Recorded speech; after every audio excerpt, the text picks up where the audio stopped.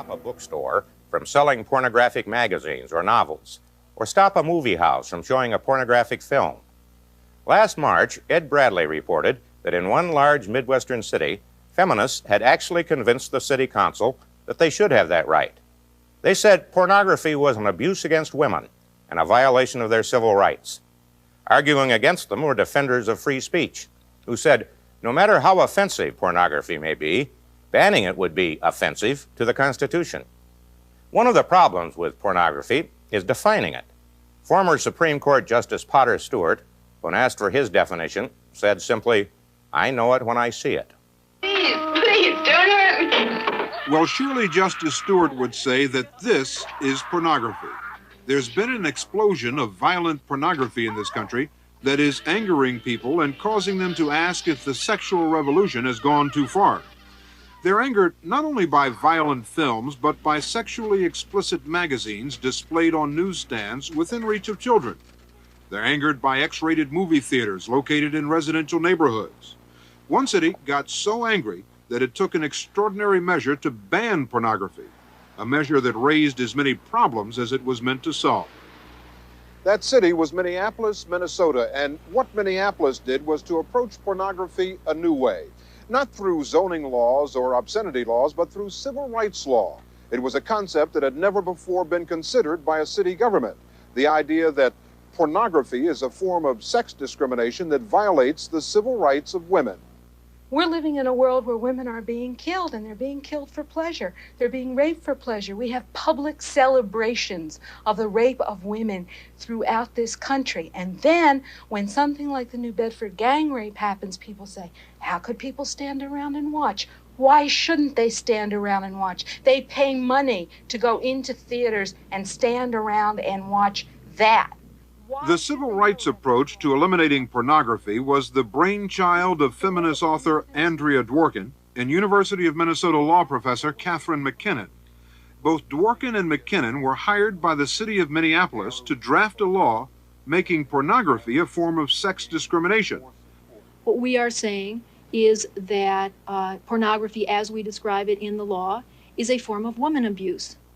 In an amendment to the city's civil rights ordinance, Dworkin and MacKinnon set down a legal definition of pornography as the sexually explicit subordination of women graphically depicted, whether in pictures or in words. So whether it's material that shows a woman being tortured or portrays a woman as a sex object, it's all pornography. And under the Dworkin-MacKinnon proposal, any person who sees pornography and feels injured by it can sue those who deal in it. The MacKinnon censorship ordinance, as I publicly stated, is a piece of trash. It's a cockamamie idea that is used to try to accomplish a good purpose. Matthew Stark is executive director of the Minnesota Civil Liberties Union. But these women are saying that pornography denies them an equal right. Pornography is, in fact, a violation of their civil rights. Well, that they don't have equal protection under the law because of pornography. Yeah, and they happen to be wrong. Of course women are denigrated in books and magazines. There's no argument about that. The question is, what do you do about it? And we say one of the first things you don't do is to ban the sale of books in this city. The idea is, first of all, that it's not a ban. It's not a criminal law. In other words, the police don't act. The police don't come in, grab all the stuff, and then you have a trial or something of that nature. This is a civil law.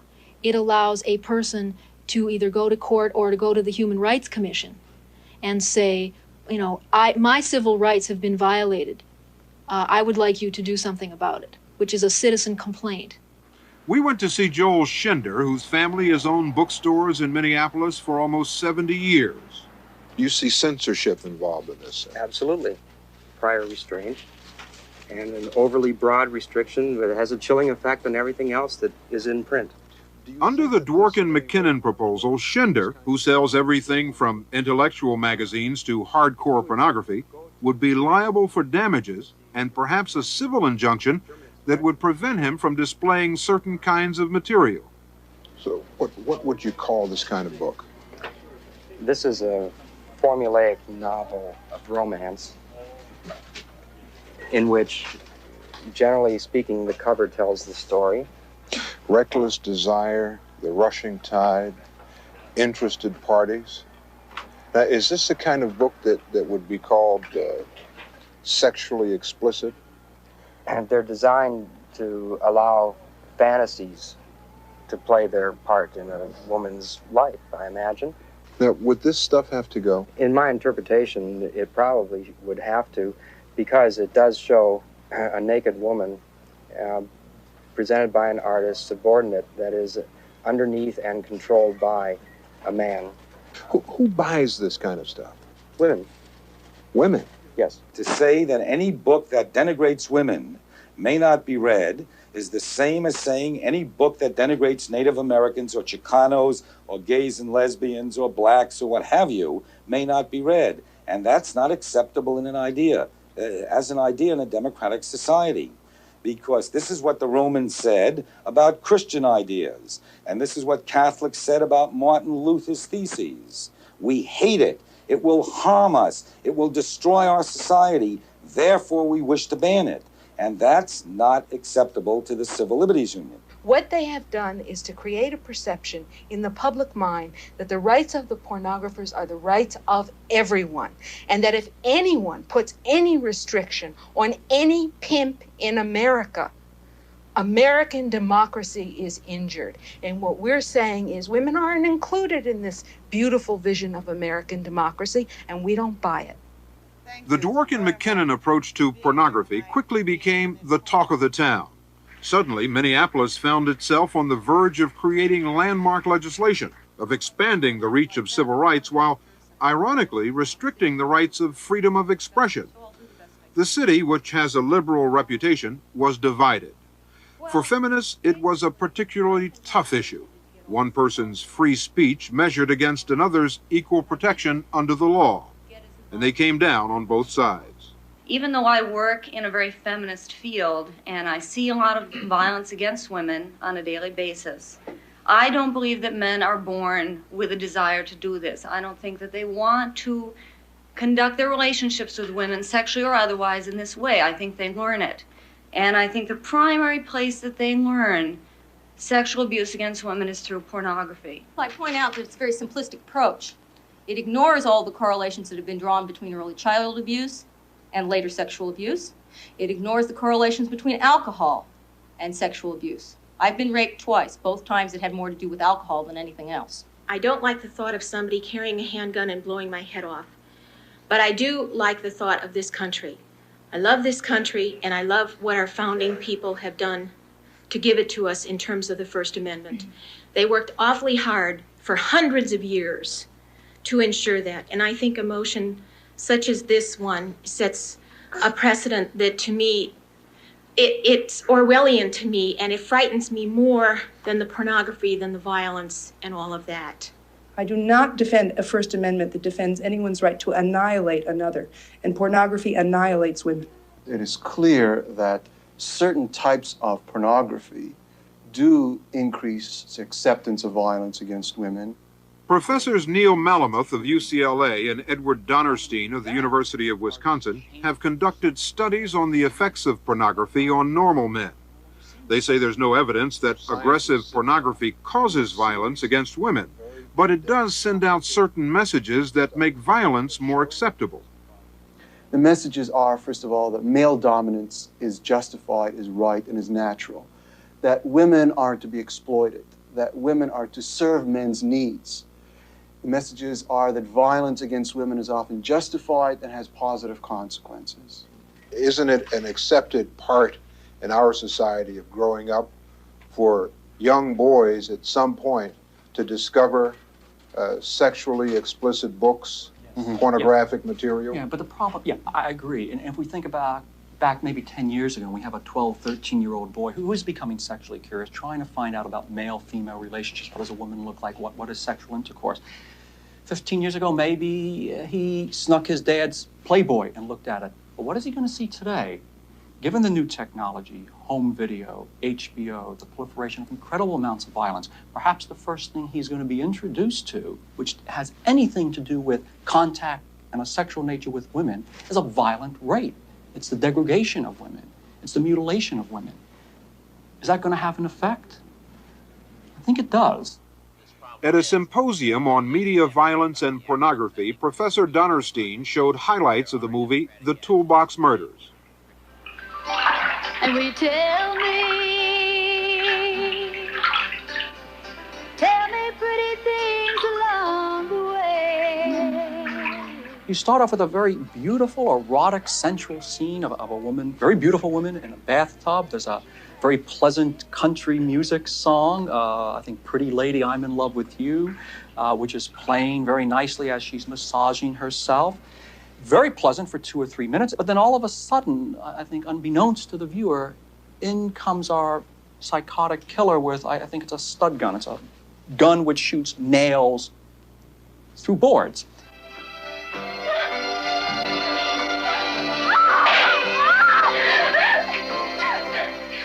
And he begins to chase this woman around. He shoots a nail right through her stomach. She then falls back across a chair, spread out. And then our song comes back on, Pretty Lady, I'm in Love with You. And he takes this gun and he puts it right up to her forehead and pulls the trigger and drives a nail right through her brain. If we had films in which we mutilated children or mutilated animals, there'd be a public outrage at it. And I think it's always disturbed me that for some reason we're able to tolerate, even for the sake of entertainment, the incredible degradation and the incredible mutilation of women. So what's the answer? Is it censorship? No. We're not at all. first of all, in a position, I think, to suggest the answer. That's not our role. Our role is to be objective as scientists. Objectivity, as I understand it, means that it doesn't happen to you.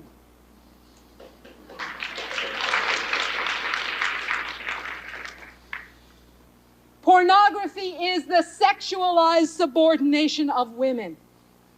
It means being put down through sex, by sex, in sex, around sex.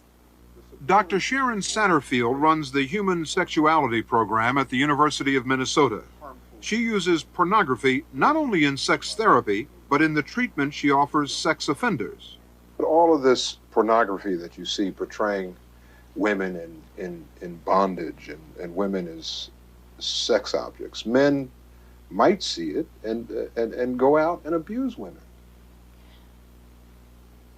The only kind of person that we find might do that is someone who has trouble distinguishing between fantasy and reality.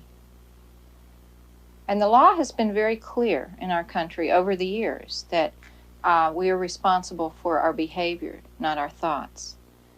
So it's a little frightening to a professional who works in this field to see this kind of an ordinance, seeing how wide-sweeping it might be. For instance, in the Bible, there's a very graphic portrayal of an incestuous rape. Would that be obscene under this ordinance? Are you saying that the Bible can be banned under this ordinance? Conceivably. This is an effort to censor on such a wide scale that it equates with thought control. As 1983 was drawing to a close, the Minneapolis City Council, after 2 days of hearings, voted 7-6 in favor of the Dworkin-MacKinnon Amendment. It thus put into law a definition of pornography as a form of sex discrimination against women, a law that allowed civil suits to be brought against those who deal in pornography. Now, clearly, that was a setback for the supporters of free speech, but it was only a temporary setback. A few days after the council voted, Minneapolis Mayor Donald Fraser vetoed the bill. And so this feminist attempt to eliminate pornography failed, but just barely.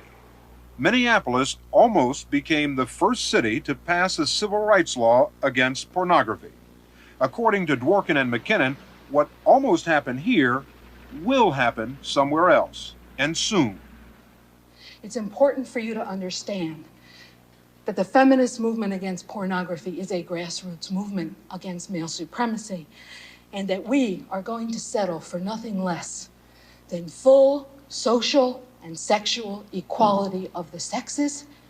And we are going to get whatever institutional changes have to be made to accomplish that. And we are going to get self-determination for women. And we are even going to get something that people call justice. Last month, the Minneapolis City Council voted again to make pornography a form of sex discrimination.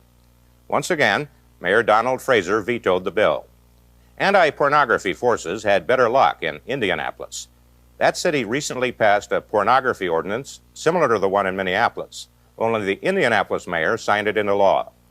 Civil libertarians are now challenging the constitutionality of the Indianapolis ordinance in federal court.